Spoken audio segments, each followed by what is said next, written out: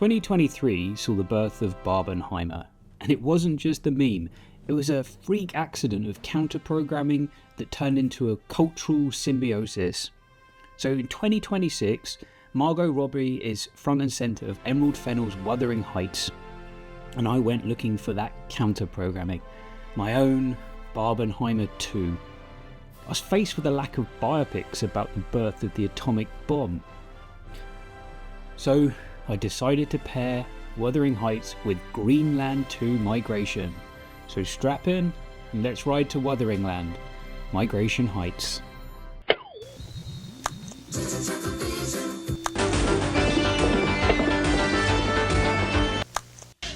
$69, dudes! The original phenomenon relied heavily on Margot Robbie as the face of the movement. She wasn't just playing Barbie, she was the producer who willed the movie into existence.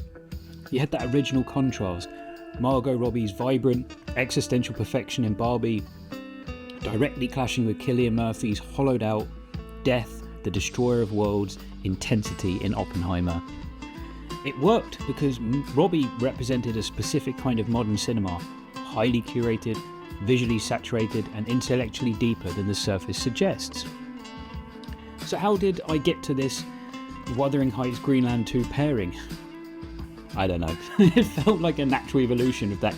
It wasn't a random choice, it was the only real kind of film that felt maybe that it would work. I don't know, period versus present, a 19th century gothic romance meets a 21st century technological disaster.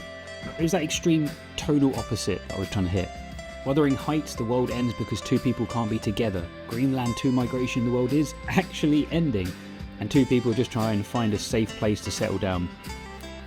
Greenland 2 was the physical migration across a frozen post-apocalyptic wasteland. Wuthering Heights is a spiritual migration across a desolate landscape.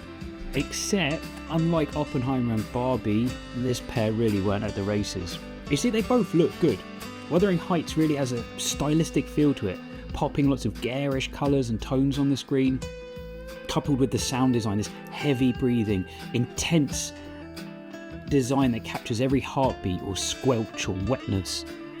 Greenland 2 Migration had somewhat decent CGI feel to it. It felt grounded, and a mix of actually practical sets expanded via CGI instead of just all green screen was a bit refreshing. You know, Greenland 1 was a bit of a surprise. It wasn't like Gerald Butler headbutting comets as I expected. This is Sparta! It was actually a film about family and the extremes people go to survive. This second one just shits the bed though. It's a mid-level at best race across the end of the world with some set pieces, some bad people, some family. It does nothing special and it's highly forgettable.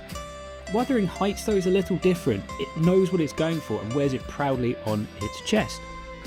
The trouble is when a movie prioritises aesthetic and atmosphere over emotions and character, the stakes feel a bit secondary. Wuthering Heights was supposed to be this muddy, obsessive film, but they made it stylised and polished and it felt like a fashion shoot. And this flatness I felt, it's kind of style suffocating the substance. Jacob Elordi's got that brooding stature down to a science, but his Heathcliff requires a very specific brand of feral desperation, and he plays it a bit too cool, a bit too one note, and misses the mark. He was just a sad guy. He wasn't this vengeful, chaotic force of nature. And the spark between him and Margot that was marketed, in the film, in reality, it felt like a photo shoot rather than this haunting of the soul. And the house of cards just falls down in the final act. The cinema I was at was giving out free Prosecco for Galentine's Day, and they poured too much, so the initial glass upon reception was turned into 3, 4 glasses of Prosecco. And that was essentially, for the movie's benefit, the final special effect. It gave me the buzz and the blur, but once the bubbles wore off, I was left with this realisation that there wasn't much meal under the garnish. There's a specific kind of cinematic come down when a film's all texture and no bone. You're floating on the cinematography, the soundtrack, but because the emotional core, the relationships is hollow, the empty feeling hits the moment the lights come up. It's the difference between a haunting and a hangover. The film assaults your senses with this musical, hyper-pop, industrial-tinged soundtrack from Charli XCX. But it's a film set in the 1800s, so it's a choice that demands your attention, but it doesn't give you any room to breathe. It's sonic claustrophobia. A 120-minute panic attack leaves you with a hollow final act because there's no emotional reservoir left. It's all been spent on the heavy breathing and the bass drops. It's less Wuthering Heights and more withering lows. In conclusion, if Wuthering Heights was a loud drunk party that ended in a hangover, Greenland 2 Migration was a long, grey bus ride to nowhere. Unlike the first film, which had the novelty of being a grounded disaster movie, it suffered from not really knowing what it wanted to do. And because it lacked the bombastic pop of Wuthering Heights, the quiet moments don't feel like character development, they just feel like runtime padding. You're not contemplating the end of the world, you're contemplating getting your phone out, to be honest. Barbenheimer 1 was the birth of the bomb, Barbenheimer 2 is the death of the soul. One, through a slow grey whimper of a sequel that forgot why it existed, and the other, through an explosion of pop gothic excess that left me vacant in my chair with the weight of sensory overload, Prosecco bubble tinged regret. Happy Valentine's Day. Would you like to know more?